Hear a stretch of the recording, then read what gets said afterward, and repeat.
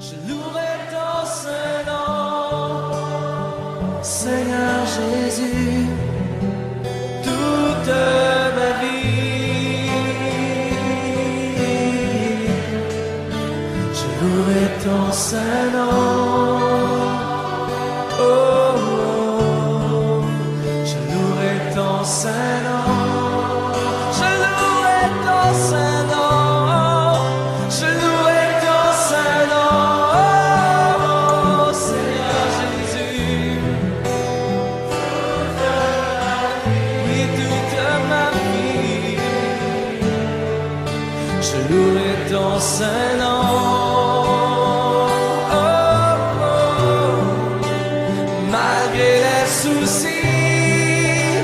De cette vie, malgré la tristesse et l'abandon, toute ma vie, je louerai ton Saint-Nom, ton merveille, ton Jésus, malgré les soucis de cette vie. C'est l'abandon, toute ma vie. Oh, je louerai ton Saint-Nom. Oh, je louerai ton Saint-Nom. Oui, je louerai ton Saint-Nom.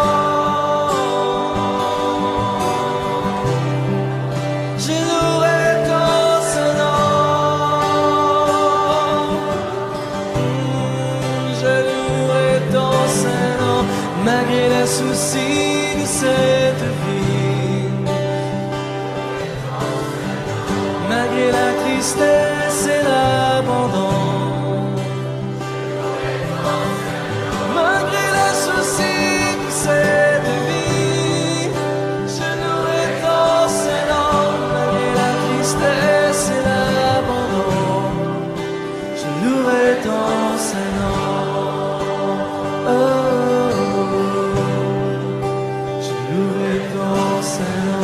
Je ne sais comment exprimer ma gratitude envers toi qui m'as aimé passionnément.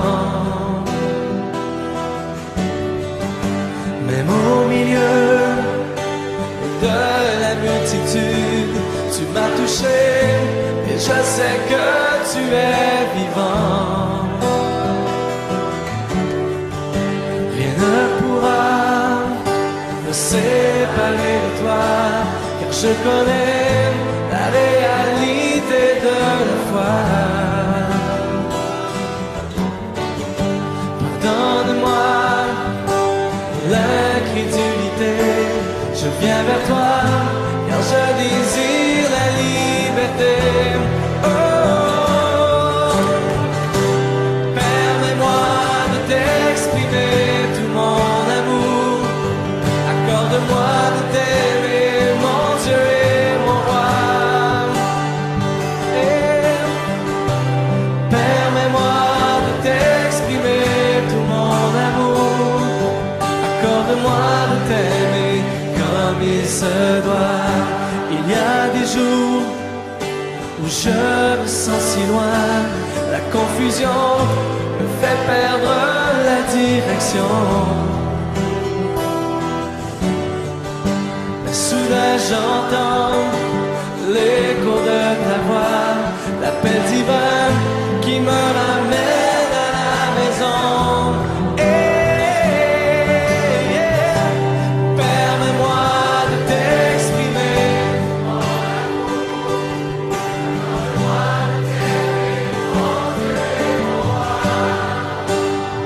Permets-moi de t'exprimer.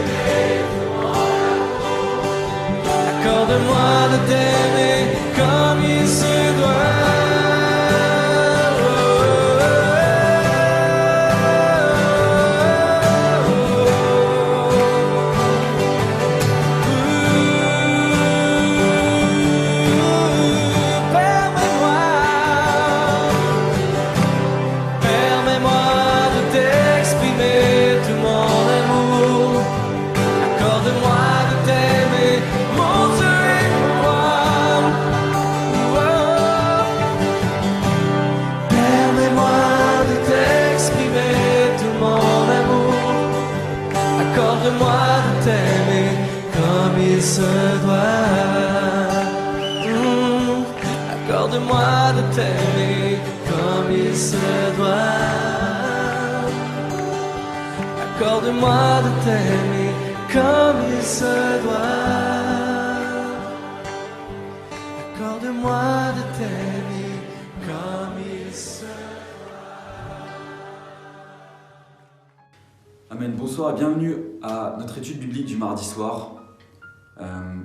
Nous allons continuer notre suite d'études sur les 2 Corinthiens. Soyez encouragés. Et avant d'aller plus loin, j'aimerais honorer le pasteur Jean-Claude Novaki et le pasteur Dean Byfield qui me permettent de vous apporter la parole ce soir, qui me donnent la confiance de vous apporter l'étude ce soir. C'est toujours une grâce de servir Dieu. Il faut toujours se rappeler que c'est une grâce d'être les outils entre les mains de Dieu, de pouvoir être là, de pouvoir apporter le message de Dieu. C'est une grâce et c'est en même temps une lourde responsabilité. Avant d'aller plus loin, on va prier ensemble. Que le Seigneur nous inspire, que le Seigneur nous parle, que le Seigneur nous donne de comprendre où s'applique sa parole dans notre vie. C'est ce qui est fort important, c'est pas juste d'écouter, mais de savoir comment on va la mettre en pratique. Amen, prions tous ensemble.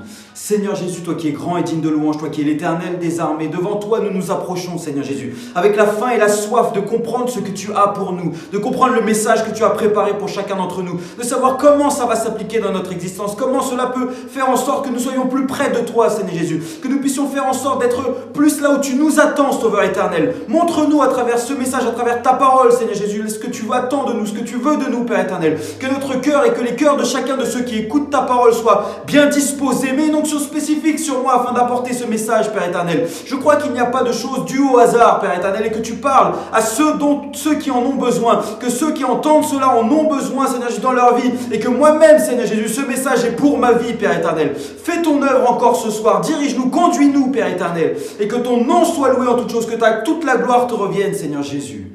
Amen. Amen. Aujourd'hui, donc, comme je vous l'ai dit, nous allons continuer notre série d'études sur 2 Corinthiens. Et comme je l'ai dit, le thème général de 2 Corinthiens, c'est « Soyez encouragés ». Aujourd'hui, nous allons voir une portion d'écriture dans 2 Corinthiens. C'est le chapitre 5, du verset 9 au verset 21. 2 Corinthiens 5, du chapitre 9 au verset 21. Et cette portion aura pour thème la motivation pour le ministère. La motivation pour le ministère. Jacques 2,26 nous dit « Car le corps sans âme est mort. De même, la foi sans les œuvres est morte. » Le corps sans âme est mort. De même, la foi sans les œuvres est morte. Pour nous, en tant que chrétiens, il est indispensable d'associer notre foi aux actions, aux comportements que l'on va avoir. On vit une époque étrange et on entend souvent déclarer des gens dire « Moi, je crois, mais je ne pratique pas. » Mais cette façon de vivre rend notre foi morte. C'est ce que la parole de Dieu déclare. Le pasteur Philip Brooks a dit « Le christianisme ne connaît aucune vérité qui ne soit l'enfant de l'amour et le parent du devoir. » Le christianisme ne connaît aucune vérité qui ne soit l'enfant de l'amour et le parent du devoir. Et on va voir tout au long de cette étude que ce qui nous dirige, ce qui nous pousse, est souvent influencé par l'amour, motivé par l'amour, et dirigé aussi par le devoir. Parce qu'en tant que chrétiens, nous avons des devoirs. Et on retrouve dans cette portion de 2 Corinthiens 5 souvent les expressions comme « c'est pourquoi ». Donc, aussi, juste avant que l'apôtre Paul ne donne des directives, ne donne des choses qu'il devait faire, des choses que les chrétiens devaient faire. Et ce sont des directives pour ce qu'on peut appeler le ministère du chrétien. Car nous sommes, chaque chrétien engagé avec le Seigneur, repenti, rempli du Saint-Esprit, baptisé d'eau au nom de Jésus-Christ, ceux qui ont expérimenté la nouvelle naissance, nous sommes les ministres d'un gouvernement céleste. Un ministre, c'est un agent du pouvoir gouvernemental. De quel gouvernement nous faisons partie ? Nous faisons partie du gouvernement de Dieu, du royaume des cieux. Nous sommes des citoyens du royaume des cieux et nous sommes des ministres du royaume des cieux. Et on voit dans 2 Corinthiens 5, 18, « Or, Toutes ces choses viennent de Dieu, qui nous a réconciliés avec lui-même, avec lui par Jésus-Christ, et qui nous a confié le ministère de la réconciliation. Et un peu plus loin, au verset 20, nous faisons donc les fonctions d'ambassadeurs pour Christ. Donc nous avons tous un ministère, le ministère de la réconciliation, et nous sommes tous, sur terre, ambassadeurs pour Christ. On ne peut pas rien faire. Il y a des actions que l'on doit faire.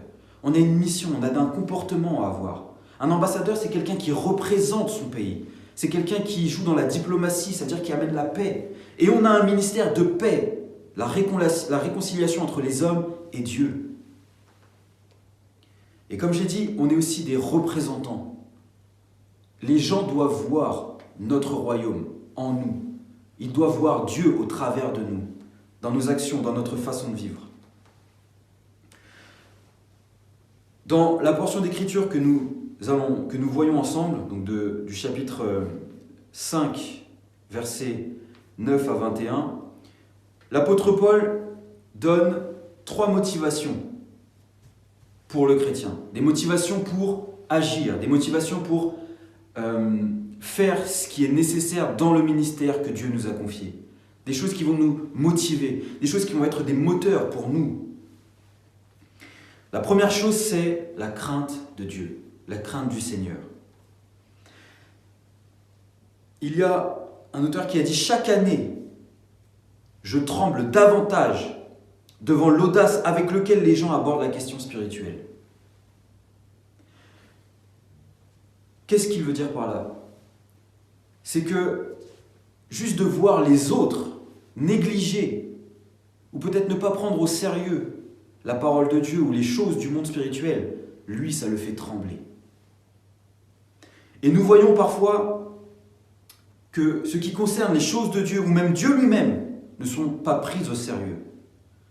Que ce soit dans la valeur que l'on donne à l'œuvre que l'on fait pour Dieu, ou la manière dont on parle de lui. Est-ce qu'on prend au sérieux ce que Dieu nous confie? Est-ce qu'on donne la valeur qu'il faut? Est-ce qu'on a la crainte de Dieu dans ce que l'on fait? Et comme je l'ai dit, même apporter ce message ce soir, c'est une crainte dans mon cœur, de remplir la mission que Dieu me donne. Et ça va dans l'excès. Dans le nom de Jésus, dans certaines cultures, est vulgarisé. Dans certaines expressions, on le dit comme ça. Et même au sein des chrétiens. Et du coup, ça n'a plus la même révérence que cela devrait avoir. Ça n'a plus le côté sacré qui lui est dû. N'oublions pas que les Juifs n'osaient même pas prononcer le nom de Jéhovah, le nom terrible de Dieu. La crainte de l'Éternel, c'est quelque chose de clé dans la vie du chrétien.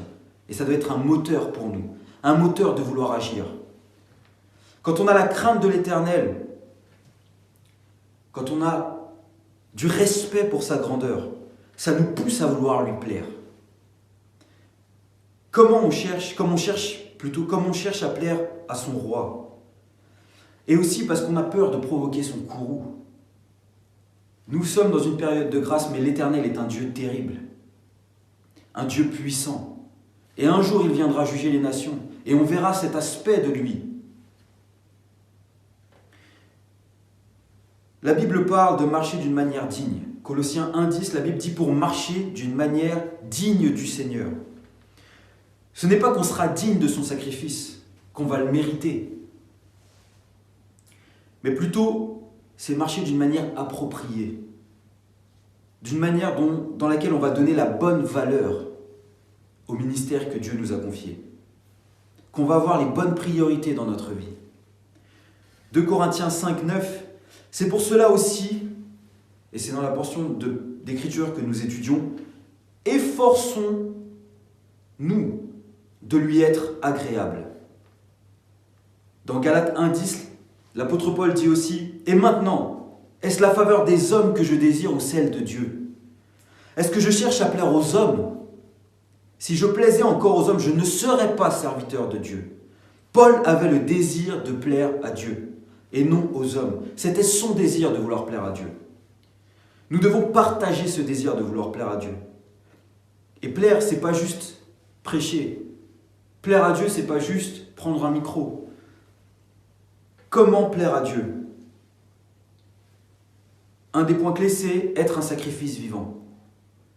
Romains 12, je vous exhorte donc, frères, par les compassions de Dieu, à offrir votre corps comme un sacrifice vivant, saint, agréable à Dieu. Un sacrifice vivant et saint, mis à part, que notre vie soit mise de côté, parce que c'est là la définition de la sainteté, mis de côté pour lui. Parmi toutes les personnes qu'il y a dans le monde, nous sommes mis à part pour lui, dévoués à l'œuvre de Dieu. Comment lui plaire encore? En encourageant, dans l'amour, en ayant compassion de nos frères et de nos sœurs en Christ. Dans Romains 14, du verset 13 au verset 18, la Bible dit « Ne nous jugeons pas les uns les autres, mais pensez plutôt à ne rien faire qui soit pour votre frère une pierre d'achoppement ou une occasion de chute. Je sais et je suis persuadé par le Seigneur Jésus que rien n'est impur en soi et qu'une chose n'est impure que pour celui qui la croit impure. Mais si, pour un aliment, ton frère est attristé, tu ne marches plus selon l'amour. Ne cause pas par ton aliment la perte de celui pour lequel Christ est mort. Que votre privilège ne soit pas un sujet de calomnie.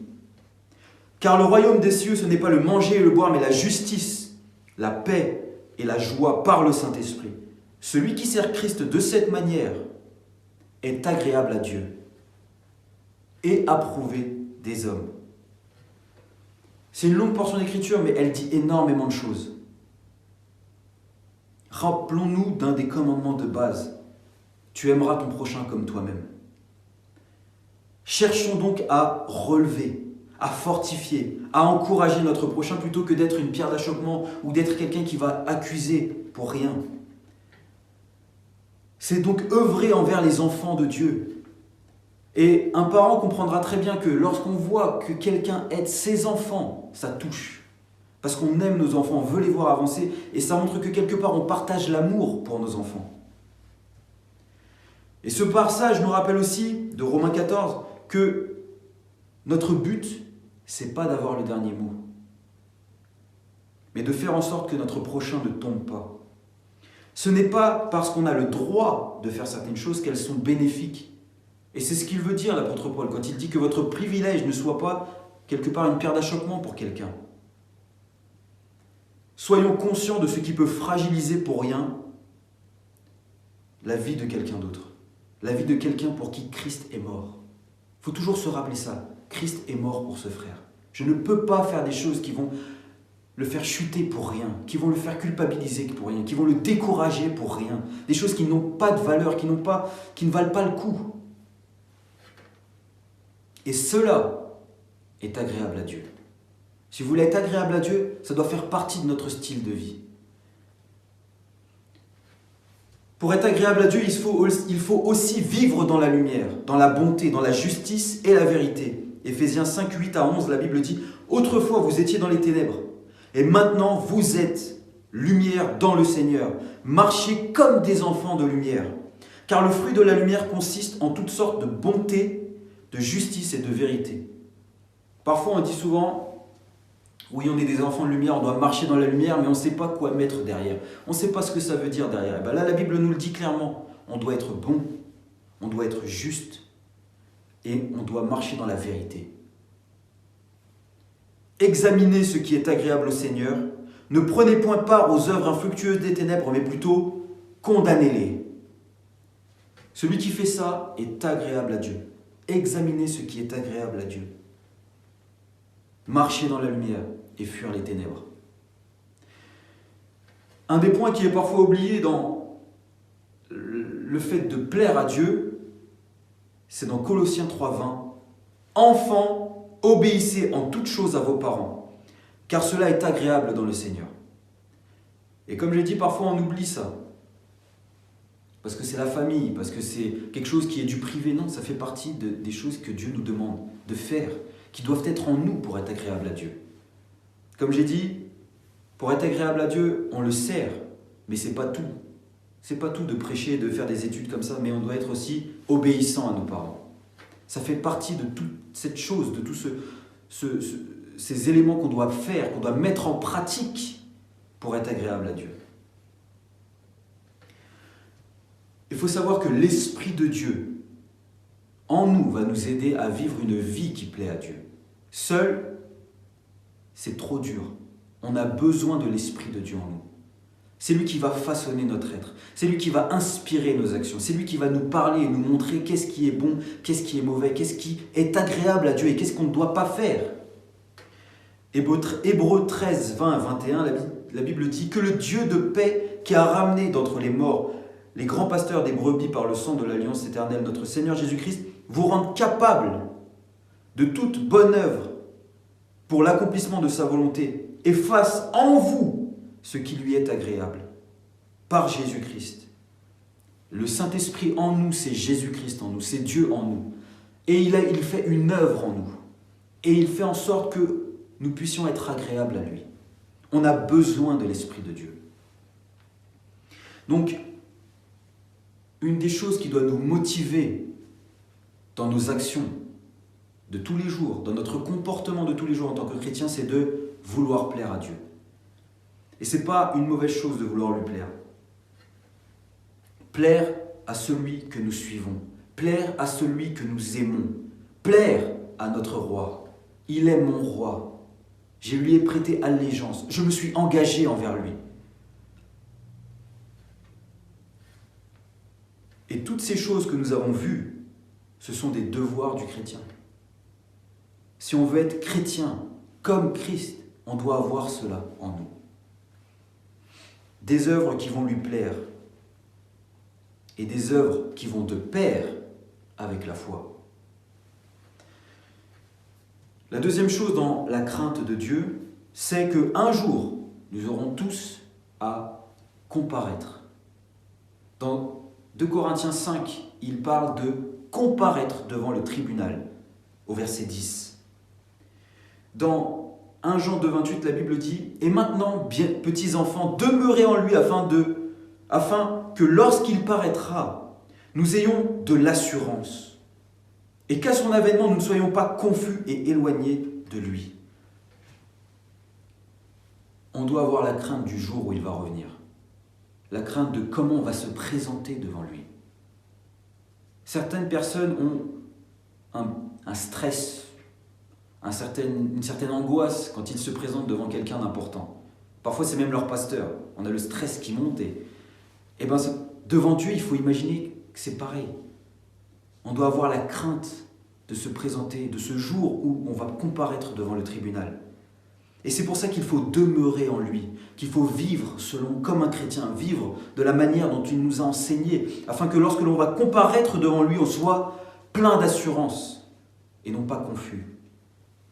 Le mot tribunal est traduit du grec béma, qui désigne la plateforme sur laquelle des discours étaient prononcés ou des décisions rendues par les autorités dans les villes grecques.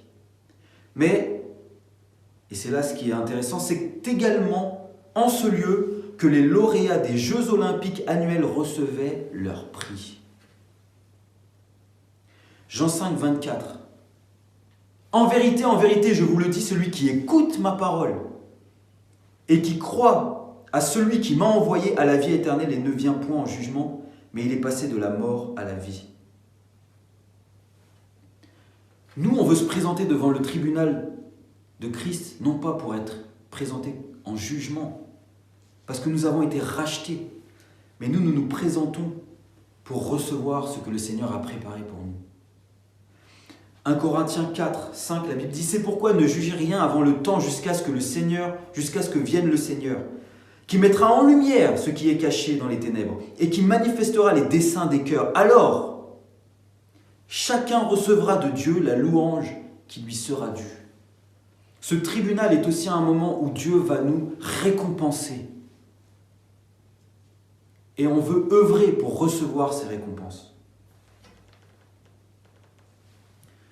Tout ce que nous avons fait aux yeux des autres ou caché paraîtra ce jour-là. Et c'est pour ça qu'on ne doit pas avoir peur d'œuvrer pour le Seigneur, même en secret. Même quand parfois c'est injuste, même quand personne ne va voir que l'on a fait quelque chose de bien, on ne le fait pas pour les hommes. On le fait pour le royaume des cieux. On n'investit pas pour attirer l'attention de quelqu'un. On n'investit pas pour plaire à quelqu'un. On investit dans le royaume des cieux et pour ce jour où Dieu va récompenser notre foi. Dieu va récompenser nos actions. Alors puissions-nous désirer investir dans le royaume des cieux, de sacrifier pour ce jour, pour qu'on le puisse aussi paraître sans avoir à rougir. L'apôtre Paul encourage Timothée en lui disant « Présente-toi comme un ouvrier qui n'a point à rougir ». C'est-à-dire qu'on doit travailler, on doit montrer, on doit œuvrer, on doit se donner du mal pour le royaume des cieux. Pas comme quelqu'un qui a honte de n'avoir rien fait. Quelqu'un qui a honte de ne pas avoir rempli les fonctions qu'il aurait dû remplir. Et on a tous une fonction. Ce n'est pas juste le pasteur, juste les prédicateurs, juste les responsables de jeunes, juste les docteurs, enseignants, prophètes. On est tous, à partir du moment où on est chrétien, responsables d'un ministère, le ministère de la réconciliation. On a tous une fonction, la fonction d'ambassadeur. On a tous des actions qui vont avec à faire. Remplissons notre rôle pour ce jour-là, pour se présenter comme un ouvrier qui a travaillé et de recevoir nos récompenses. Ce jour-là doit être une motivation pour nous. La crainte de ce jour-là doit être une motivation pour nous. Le troisième point dans 2 Corinthiens 5:11 sur la crainte de l'Éternel, c'est que nous ne cherchons pas à convaincre les hommes. Et on le retrouve dans le chapitre 5 au verset 11 à 13. Nous ne cherchons pas à convaincre les hommes. Nous cherchons à convaincre les hommes. Nous cherchons à convaincre les hommes. Pourquoi ? Parce que nous avons le ministère de la réconciliation. Parce que nous avons un message pour les hommes. Nous avons une vérité que nous voulons partager avec eux. Acte 1:8, mais vous recevrez une puissance, le Saint-Esprit survenant sur vous, et vous serez mes témoins. Nous serons ceux qui vont témoigner de Jésus-Christ au monde. Parfois on cherche la mission de Dieu, on cherche l'appel de Dieu, et parfois c'est confus. Parfois on ne sait pas ce qu'on doit faire, mais Dieu a donné une mission claire. Allez, faites de toutes les nations des disciples. On doit participer à cette œuvre.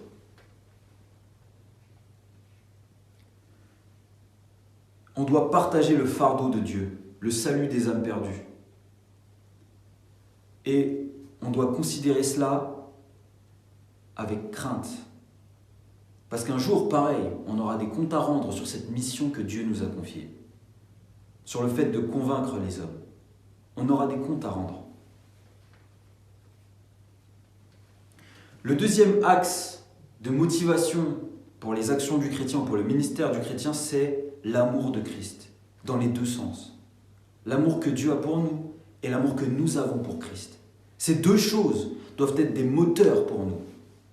Des moteurs pour nos actions, des moteurs pour notre ministère, des moteurs qui doivent nous pousser à agir, qui doivent nous pousser à vouloir être un chrétien dans tous les sens du terme, pas seulement dans la foi, mais dans les actions.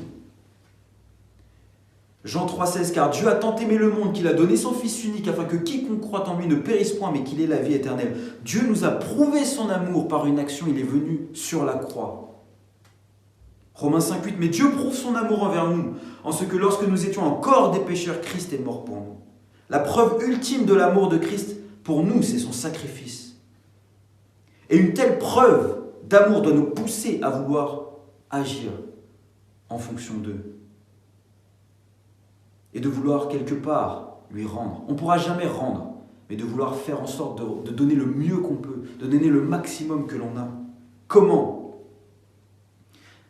Dans le sacrifice de Christ, on voit déjà des éléments. Il est mort pour mes péchés en Jésus-Christ. Et à mon tour, je veux mourir à ma chair, mourir à mes désirs, renoncer. Romains 6, 1 et 2 dit, que dirons-nous donc ? Demeurions-nous dans le péché afin que la grâce abonde ? Loin de là, nous sommes morts au péché. Comment vivrions-nous encore dans le péché ? Nous sommes morts au péché, comme Christ est mort sur la croix. Il est mort pour que nous puissions vivre en nouveauté de vie. Galates 2, 20. J'ai été crucifié avec Christ. Et si je vis, ce n'est plus moi qui vis, mais c'est Christ qui vit en moi. Et si je vis maintenant dans la chair, je vis dans la foi au Fils de Dieu qui m'a aimé et qui s'est livré lui-même pour moi. Il est mort pour que nous puissions avoir une nouvelle vie, pour que nous puissions expérimenter une nouvelle naissance. Et Christ est ressuscité. Il n'est plus le même que ce qu'il était sur terre. Il a revêtu son corps, glorifié cette puissance. Il est retourné dans la gloire. Et de la même manière, lorsque nous expérimentons la nouvelle naissance, nous ne devons plus être les mêmes. Nous ne sommes plus les mêmes. 2 Corinthiens 5, 17, si quelqu'un est en Christ, il est une nouvelle créature. Les choses anciennes sont passées, voici toutes choses sont devenues nouvelles. Toutes choses deviennent nouvelles. On doit changer. On doit se montrer digne, quelque part, de son sacrifice, de donner la bonne valeur à ce qu'il a fait pour nous en agissant en fonction d'eux. De même, par la nouvelle naissance, nous ne sommes plus la même créature, nous ne sommes plus de ce monde. Nous appartenons à la lignée du roi des rois. On est une créature complètement différente. On n'est plus simplement des humains nés dans le péché. On est une nouvelle créature. Romains 8, 16 à 17 nous dit que nous sommes enfants de Dieu, héritiers, co-héritiers de Christ. Notre statut social a changé. On n'est plus n'importe qui, on est les enfants du roi des rois, on est les co-héritiers, les héritiers de notre Dieu Tout-Puissant. Nous sommes le temple du Saint-Esprit. 1 Corinthiens 3, 16, ne savez-vous pas que vous êtes le temple de Dieu et que l'Esprit de Dieu habite en vous ? Notre espérance a changé. Nous n'aspirons plus, nous ne vivons plus sans espérance. Nous avons l'espérance du royaume des cieux. Notre avenir a changé. Notre destinée a changé. Nous sommes une nouvelle créature. Votre identité en Jésus-Christ a changé. Vous portez le nom de Jésus-Christ. Nous portons le nom de Jésus-Christ. Galates 3, 28, 29, la Bible dit « Il n'y a plus ni juif, ni grec, ni esclave, ni libre. Il n'y a plus ni homme, ni femme, car vous êtes un en Jésus-Christ. Et si vous êtes à Christ, vous êtes donc la postérité d'Abraham, héritier selon la promesse. » Il faut se montrer digne de ce que Dieu a fait de nous. Nos actions ne doivent pas être dictées par ce que l'on était. Je vais vous donner un exemple simple. Je suis un garçon, je suis né en France, d'origine mauricienne, mes parents sont mauriciens. Mais ce n'est pas mes origines qui vont dicter ma façon d'être. Parce que je suis une nouvelle créature. Et je ne suis plus homme, je ne suis plus mauricien, je ne suis plus français, je ne suis plus je ne sais pas quoi. Je suis citoyen du royaume des cieux, enfant du Dieu Tout-Puissant, héritier du royaume, héritier selon la promesse. Et je dois me montrer digne de ce que Dieu a fait de moi. Ça doit me motiver, ça doit pousser mes actions.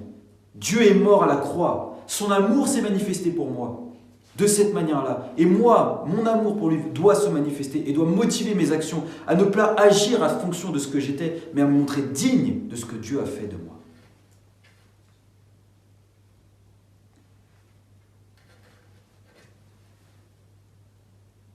L'amour de Dieu et notre amour pour lui doivent nous pousser à être plus comme lui. Être chrétien, ça veut dire être comme Christ. Être des chrétiens. Et l'une des plus grandes preuves d'amour, c'est l'imitation. Et c'est ce qu'on dit souvent dans le monde. On va imiter quelqu'un qui nous plaît. La plupart des jeunes, des gens du monde qui sont là et qui voient des stars cherchent à les imiter dans l'habillement, dans la façon de parler. Pourquoi ? Parce ils aiment ces gens-là, ils aiment ces choses-là. Nous, celui que nous aimons, c'est Christ. Et qui on doit imiter, c'est Christ. On doit vivre comment ? On doit vivre comme Christ. Notre comportement doit être lequel ? Celui de Christ. Notre caractère doit être lequel ? Celui de Christ. Pourquoi ? Parce que je l'aime. C'est lui mon exemple ultime. C'est lui celui à qui je veux plus ressembler. Il a été mon exemple en toutes choses. Et la Bible dit, celui qui m'aime garde mes commandements. C'est une preuve d'amour. Ça doit être une motivation. L'amour que l'on a pour Christ doit nous pousser à garder les commandements et à vivre dans l'obéissance. Et à agir en fonction d'eux. Enfin, le troisième point dans la motivation que l'on a dans notre ministère en tant que chrétien, c'est notre mission. Dieu ne nous a pas confié n'importe quelle mission. Nous avons le ministère de la réconciliation. On doit travailler au salut des âmes. Le temps passe, les gens meurent tous les jours, sans Dieu. Tous les jours, c'est un drame qui se passe. Tous les jours, c'est un drame qui se passe. Et on doit être réveillé de cela. On doit être conscient de cela. On doit partager le fardeau de notre Dieu. C'est quoi? C'est l'amour pour l'humanité. C'est la tristesse de voir ses enfants, ceux qu'il a créés, ceux qu'il aime, périr tous les jours. Nous avons le ministère de la réconciliation et on doit convaincre le monde, parler au monde, crier au monde, soyez réconciliés avec Dieu.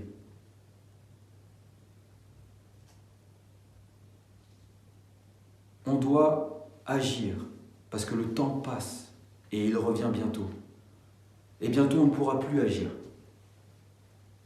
On doit faire en sorte que notre entourage, nos collègues, nos proches, les gens autour de nous puissent recevoir la grâce que nous avons reçue. Nous ne sommes pas meilleurs qu'eux. On veut partager ce que l'on a reçu. On ne veut pas les laisser périr.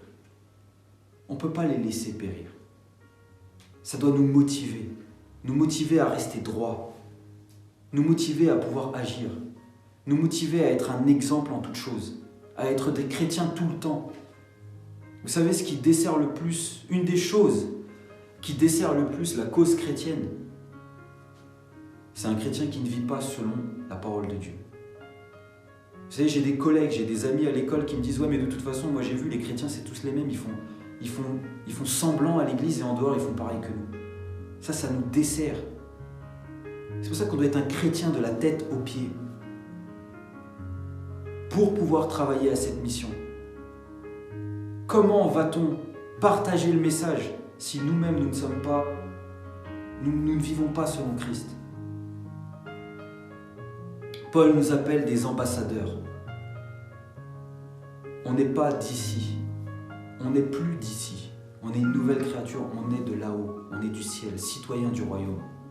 On ne doit pas considérer notre temps ici-bas comme un temps où on est là pour profiter, comme un temps où c'est là qu'on doit vivre. On est là en mission. On est là en mission.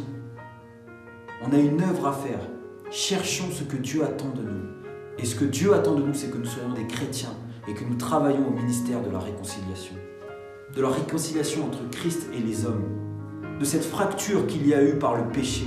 De cette distance qui a fait que les hommes périssent à cause du péché. On doit partager le message de foi, la bonne nouvelle, que Christ est mort pour eux, pour nous, et qu'il nous donne la possibilité d'accéder au salut.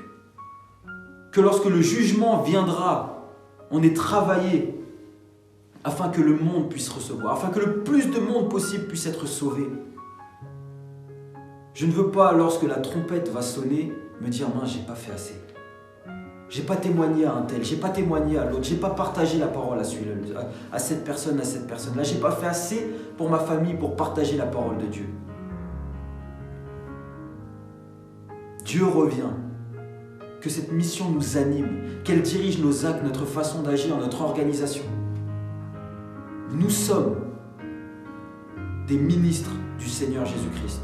Nous sommes les ambassadeurs. Amen. Et on va prier. Seigneur, qu'il nous motive.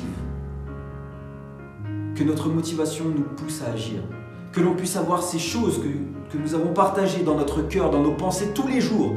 Père éternel, je veux agir selon ta parole, selon tes commandements, selon, Seigneur Jésus, ce que tu m'as donné comme mission, parce que je sais que tu reviens un jour. Je sais qu'un jour, j'aurai à comparaître devant toi. Je sais que tu es un Dieu puissant et terrible. Je sais, Seigneur Jésus, que tu viendras et que tu vas juger toutes choses. C'est pour cela que je veux agir en fonction d'eux. Je veux agir parce que je t'aime de tout mon cœur, de toute mon âme, de toute ma force. Je veux mettre en action des choses parce que ton amour s'est manifesté pour moi. Et Père éternel, l'amour que j'ai pour toi me pousse à obéir, à agir en fonction d'eux. Et Seigneur, je veux partager le fardeau que tu as mis dans nos vies. Le fardeau des âmes perdues. Que toutes mes actions puissent être aussi poussées et motivées par cela. Je dois être une lumière dans le monde parce que les gens ont besoin de Dieu. Les gens ont besoin de ce que nous avons. Seigneur Jésus, que cette parole entre dans les cœurs, touche les pensées, transforme la conception de la vie chrétienne. Nous ne pouvons pas être des chrétiens seulement en parole, d'être des chrétiens seulement dans la croyance, seulement dans la foi, mais des chrétiens dans les actions, afin que la foi soit vivante. Nous ne voulons pas paraître devant toi, Seigneur Jésus, en ayant honte. Seigneur Jésus, que ce message passe au travers de cette vidéo, au travers de toutes les barrières qu'il peut avoir et touche le cœur de chaque chrétien qui entend ta parole, afin que nous puissions vivre différemment, afin que nous soyons motivés à être ce que tu veux que l'on soit, afin que l'on puisse remplir la mission que tu nous as confiée, être des ministres du royaume des cieux. Amen. Je crois que le Seigneur agit et je crois que le Seigneur fait une œuvre. Laissons-nous visiter et toucher par sa parole. Que le Seigneur vous bénisse.